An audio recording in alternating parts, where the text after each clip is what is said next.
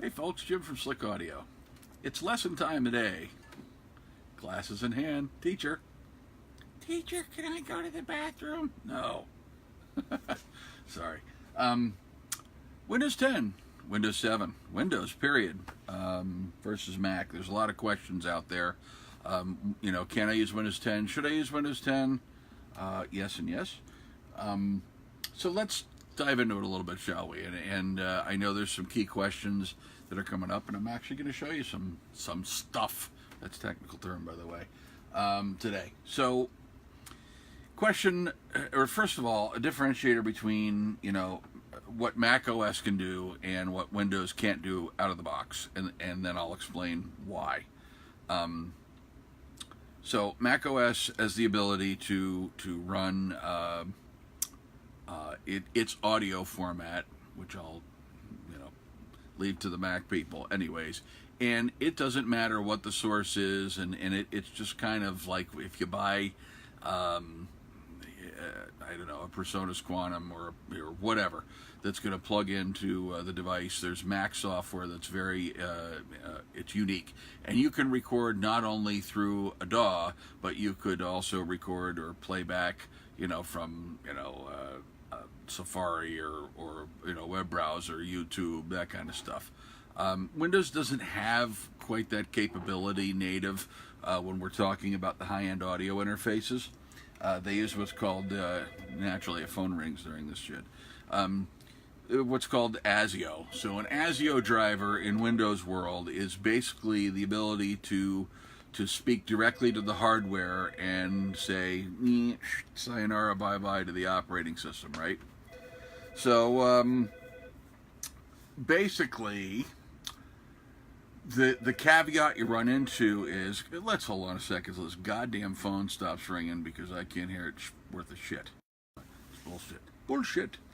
So, the ASIO driver basically allows, again, this direct relationship of hardware to DAW. So consequently, we get to bypass all the weird new Windows stuff. So remember, guys, Windows wasn't built around the consumer. It wasn't built around audio. It was originally built 100% focused for business. Server farms, running hospitals, running businesses, manufacturing facilities, etc. That was its original purpose. So, fast forward, or not fast forward, but slide sideways, and the Windows, folks that were writing drivers basically said, hey, we have this format called ASIO, and it's been around, by the way, forever. And basically it allows the direct writing. So I'm leaving a lot of tech stuff out. This video isn't about tech. It's about how to get something done.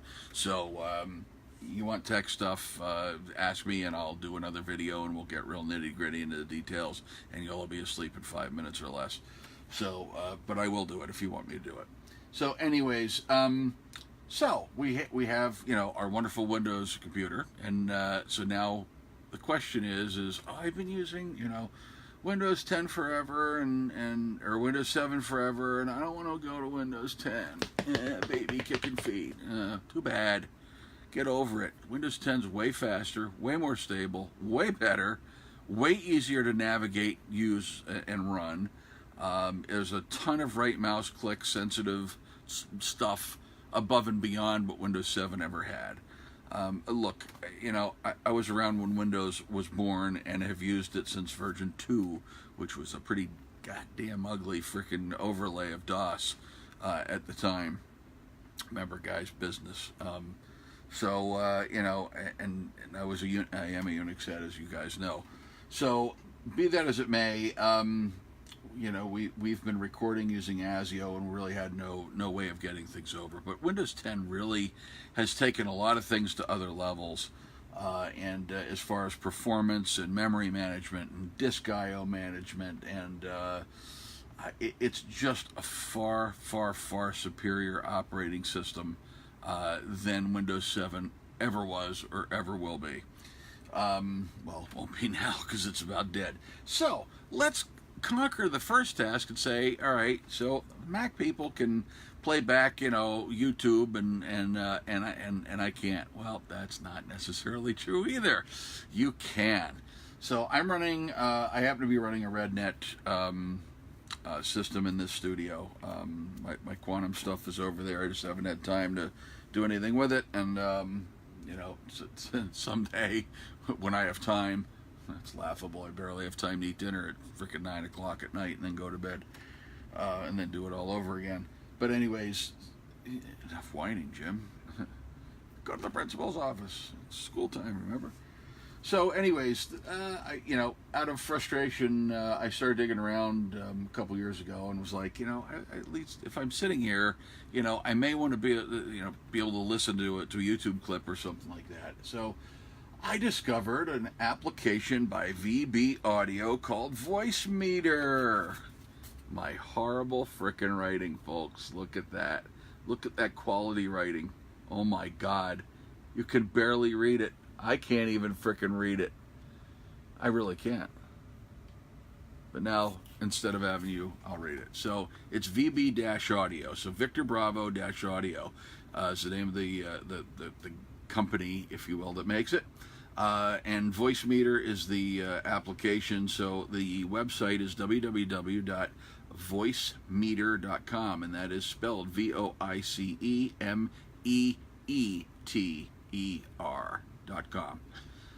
It is donationware, meaning that technically you can download it and use it for free. However, you really should donate to the author if you want that person to keep making it better and better and better.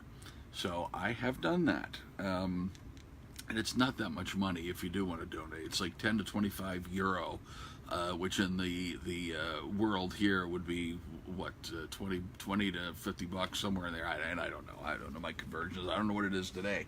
So anyways, I fired it up. So basically what it is an application that does a bridge. So basically it shoves a driver that's native Windows. So if I look down here at my native Windows stuff, the sound settings of Windows 10, you'll see, well, you see I've got a bunch of shit in here. And but typically, you know, there's really nothing to play out of here unless I wanted to play it back through my XFX, but I don't think it would work very well, XFX 3. And ignore the other stuff. The Dell monitors that are here have, you know, audio in it as well, which is crap. They have no speakers, but they have audio. Go figure. So anyways, it shoves this Windows plugin in here called Voicemeeter Input. So if we jump from there, I'll close this out because it's irrelevant at this point. Here, I'll slide this over. So there's the Voicemeeter interface, and basically on this side, hardware out, you pick your ASIO card. So I've got my RedNet PCIe is my, you know, technically what my sound card's called. It's my ASIO driver. So if you're running a Quantum, it would say Quantum. If you're running a Motu, it would say Motu, blah, blah, blah, blah. You get the general idea. So that's your ASIO driver. And then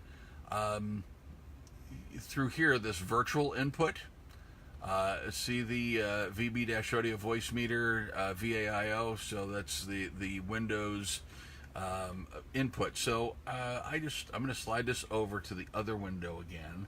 Now this has to be open, obviously. Now I have my control panel open here for RedNet. You can see I have a 234 and a PCIe. So audio will actually play through. So for those of you who know, the RedNet 2 is your input and output. So there will be output on in this particular video 1 and 2. Which is my output, but you're going to hear it in the damn speakers, so therefore you're going to know. So I just happen to have a video from the incredible band Icefish, and our friends at Icefish, who are just amazingly talented. And if you haven't gotten this CD yet, by the way, you really need to get it. These guys are just brilliant. So I am playing a YouTube video, Windows Audio, if you will, back through my ASIO. So, see the virtual input, There's my output. And all of my life I've been contemplating. Have you ever wondered What a voice. without Dude. So there we go. 9 and 10 are lit up because of that's what pumps down to my left, right for my headphone mixes.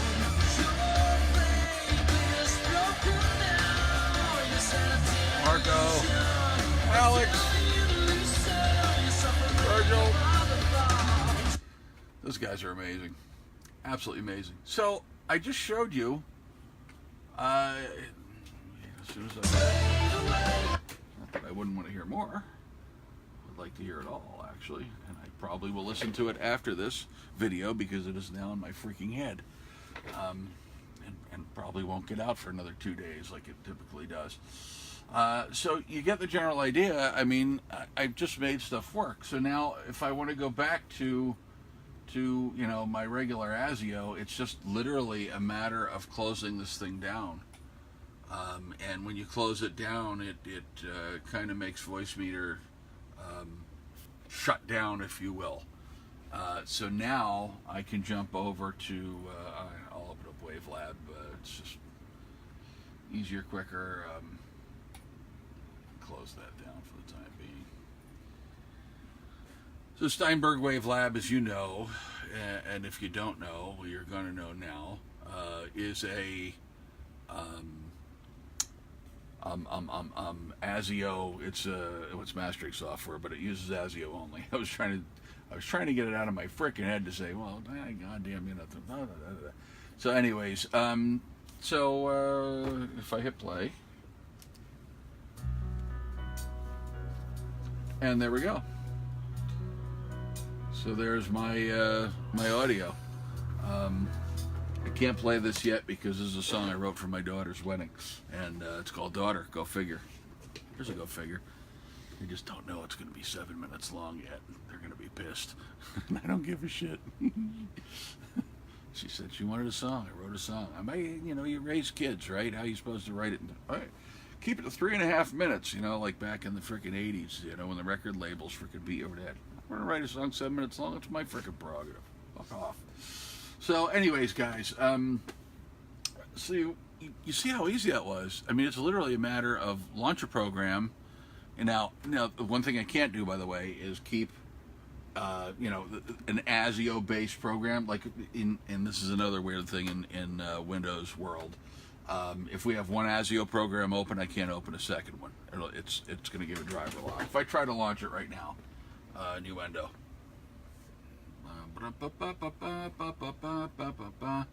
It should throw an error. Of course, being that they're both Steinberg products, watch it be able to share, but it's not supposed to.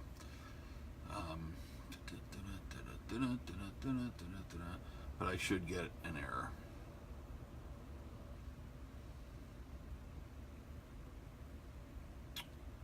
Oh, come on.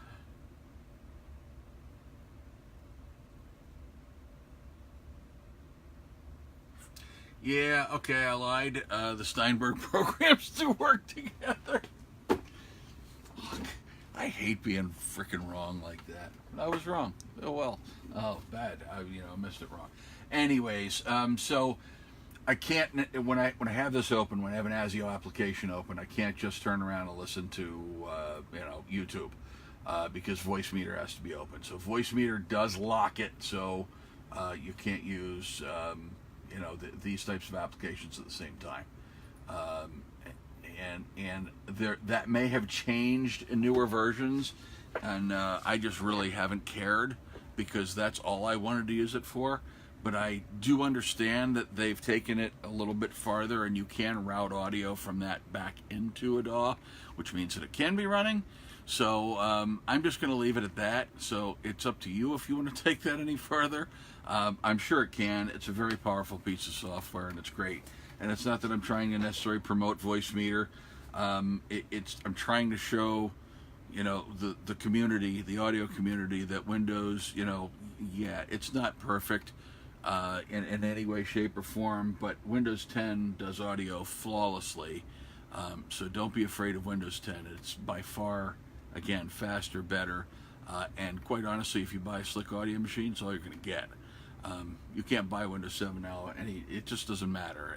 And soon there's going to be a new operating system out. I can't talk about that yet, but I've seen it, and it looks pretty cool. And just, when that happens, and we've tested enough and know that it's compatible enough, then we're going to make the move to that as well. We're never on the bleeding edge of audio. We're on the leading edge of audio. So we need to make sure that our customers have the best of the best. So if there's a valid reason to make that move immediately or sooner, we will make the move sooner. If not, then we will not.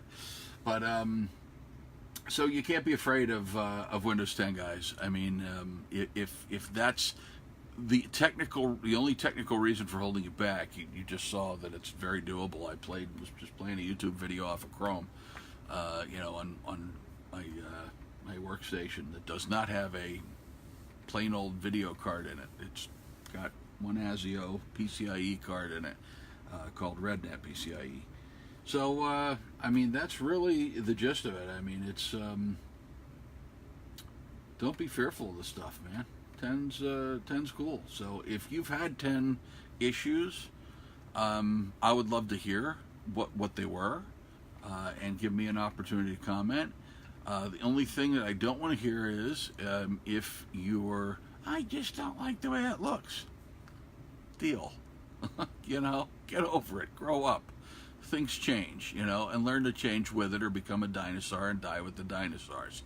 So outside of that, and the other thing that I don't want to hear is if you happen to have a sound card, and I can't think of one off the top of my head. Let's just say, and I'm not picking on one. Let's just say Motu had a sound card, and I know for a fact they are fully Windows 10 compatible. But let's just say they didn't support Windows 10 yet because they didn't write the drivers yet. Don't blame me. Don't blame Microsoft, the operating system. Blame the goddamn people that are frickin' writing the driver for the hardware. It's their problem. I mean, if you guys remember, and I know a lot of this is going to stem, and this is kind of funny in a way. I remember Windows 8 came out, and quite honestly, I was thrilled to get past 7. 7 did nothing for me. In a business world, it ran, but there were still issues, and I was still looking for a newer, better way. And in 8, as far as I'm concerned, far more stable than 7 ever was. And for those of you who are sitting there going, "Oh no, you're full of it," yeah, blow it out your butt, because I freaking handled more PCs and computers in my lifetime, in my last year, than you probably have in 10 of your lifetimes. So deal on the business side. So it really did better. Now, did we have some issues with some drivers? Absolutely. Is that Windows' fault? No, because 2.5, actually almost 3 years prior, it was just shy of 3 years, Microsoft sends this thing out to the developers and the partners. We're developer. They send this it's an API instruction sheet, so application programming interface. So it basically gives the instructions on how to write the driver, and how to interface with the operating system. Most of the assholes out there forgot, or not forgot, they just chose to neglect it. Oh, people are going to run Windows 7 forever, Well, people had these printers that were old. Companies never wrote drivers for it. What are you supposed to do? It's not Windows' fault. The companies had almost 3 years to frickin' plan for it, and they didn't plan for it. So they screwed you, not this. So it was an HP printer, right there to HP, or whoever else. I mean, I don't care. I'm just saying that, But that was the problem that initially happened with Windows 8. And then as the companies finally realized, oh yeah, that's right, it's not going away, and they finally got their crap together in the year following, then it became, oh yeah, we have drivers available. And then of course when Windows 10 hit, Windows 10 actually has a ton of native drivers, especially for the older printers. It's built right in. I mean, my Oki over there, I've got an Oki Color that's not old, by the way, it's fairly new. There's a native driver right in Windows 10. I didn't have to download crap for it. Bang, it saw it, hi, how are you, and just worked. And that's the way it's supposed to work, So I think it's pretty cool, actually. So 10 brings a lot of benefits. You have a lot of right mouse click stuff that you can do. And I could sit here all day showing you some really neat tricks. You know, the infamous Windows key tricks. So there's a little Windows key on the keyboard. Those guys, if those of you who never saw it. By the way, this is a Logic keyboard, and this is one of the lit up ones. Man, the hell's the name of this thing? I can't. Yeah, I'm trying to look at it without my glasses. Logic keyboards, the best freaking keyboards made in the world. Not Logitech, Logic keyboard. And we sell them, by the way. We're a dealer for them, and we can get them with our machines. This is the backlit one, and it's the Astra. Do you remember, Chris? You remember? Excuse me. It's on our website. So, anyways, so the Windows key, if you look on the screen, so if I hold the Windows key down and I hit the letter E, for example, hey, it brings up Explorer. So that would be the equivalent of Max Finder, and this is where all your files are. You see, Windows R, that's Run, and you can do a little Run thing down there. I don't know what's in there, but not in there anymore. You get the general idea. Windows I brings up settings for Windows. The point I'm trying to make here is there's a ton of shortcuts there, but it goes even farther than that. Chris, if you would, I'm just going to right mouse click the little the start button. So if I left mouse click it, it's just a regular menu. If I right mouse click it, it's context sensitive. And boy, what if I needed to get a device manager, or if I wanted to shut my PC down, which by the way is how I do it. Through here, just a simple right mouse click. There's File Explorer right there. Same thing as hitting that keyboard shortcut. Task Manager, Settings. Oh my dear God, lions and tigers and bears. Oh my! So you know, there's so many cool things that you can do with a right mouse button. Is there a right mouse button in Mac? Oh, that's right, there isn't.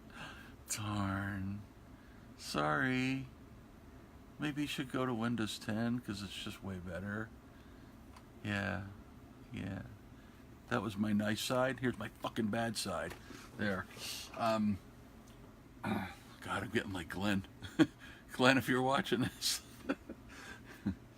He's rubbing off on me, damn it. Anyways, guys, you can do just about anything. That was the Astra. So you can do anything in Windows 10 you want to do. It's just amazing. You know, with Voicemeeter, it allows you to play your regular Windows audio through an ASIO driven device. Ooh, that sounds pretty cool. What if it was a Corvette driven device? That would be nice. I don't think that works with computers and audio. All right, it sounded great to me. I love Vivettes. So yeah, I mean that's the long and short of it. I was probably very long-winded with it, but I at least was able to show you that a program called Voicemeeter that's nearly free. I mean, it's under $50, sub $50. You can't afford that, you shouldn't own one of these. You probably, come on. You know, you may not even have a need to do that. You know, it's just for those of you who are looking to say, well, geez, you know, when I browse, I want to be able to browse YouTube on my machine and hear it back through my own, you know. Now, a USB driver, so I'm going to make a couple of changes and flip a little bit. There are certain ASIO drivers that will not do native audio, and you need that, like Voicemeeter. I can't remember if the Thunderbolt, the Quantums, they may do it as well. And I'm looking at Chris. I'm not looking at you people right now. I'm looking at Chris because I'm hoping he remembers and he may not. So, you know, I'm kind of stretching things a little bit. But, so that may do it. But I know, like, I have a little Motu USB thingy upstairs. It's not upstairs. In my damn bedroom. It's floating the hell around, you know, this building, the other building. I don't know. It's floating around somewhere. But that I know I can use for either ASIO or native Windows. It's got both drivers built into it. It's pretty cool, actually. And it's an older device, I know that, but it was USB. So there are some that's going to do both that will actually work. I'll use the term natively out of the box, similar to what Apple does. This is a highly specialized piece because it's using Dante. You know, it's Red Dead is Dante on steroids, if you will, accelerated Dante. Maybe that would be the better, more proper way to put that. And you know, before Thunderbolt came to PC, that's what I bought, and that's what I have, and I spent a shit ton of money on it, and it works great. It's rock solid. I turn it on, it freaking works, and I can play. You know, Rick sent me some Quantums over there, and God bless them. Those devices just still, to this day, blow me away. They get actually better response time, you know, and performance in and out than does, you know, even this stuff. And this stuff is 5-6 times the cost, 7 times the cost. It's expensive. You know, when you start looking at all 4 of those pieces versus those 4, that was $4,000 versus, you know, this stuff here, which is price 14,000, 15,000, I don't know, somewhere there. Big difference in price. Me, it wasn't that much, maybe $12,000. It's still a shit ton of money, and but nonetheless, this works. It's doing its job, and sometimes you just leave the sleeping pair alone. When I change machines, you know, probably the next year or two. I am using an R4000 down here, by the way, and that R4000 is a great box. I love it. But probably when we get to our 4200 series, I'll probably upgrade and sell this one, and because, you know, I've got to have almost the latest and greatest. I'm skipping a gen. The 41s I'm skipping for now, just because they just put this in, you know, a year or two ago. So what's the point of doing it again? But so, if there's any questions, man, let it, you know, lay 'em on me. I want to hear if you've had an issue with Windows 10 and you don't understand something, which is probably going to be the case, that we can help you out and get you to understand it better for Win 10. Please, you know, drop us a line, and we'll do our best to answer the question. And if we can't, we'll at least tell you we can't. There's no egos to hurt here. This is, you know. We're professionals. We try to help people, and we can either help you or we can't. And but make the move. It's worth it, folks. Have a wonderful day. Remember, we are going to be at NAMM. You don't remember the booth number either? Boy, we're really a bag of shit today. You know, a combo bag of shit. Yeah, that's, you know, we have a new booth at NAMM, and we're actually in the new section. And it's just been one of those long, you know, today's Tuesday already, isn't it? Oh my God, it feels like Monday morning.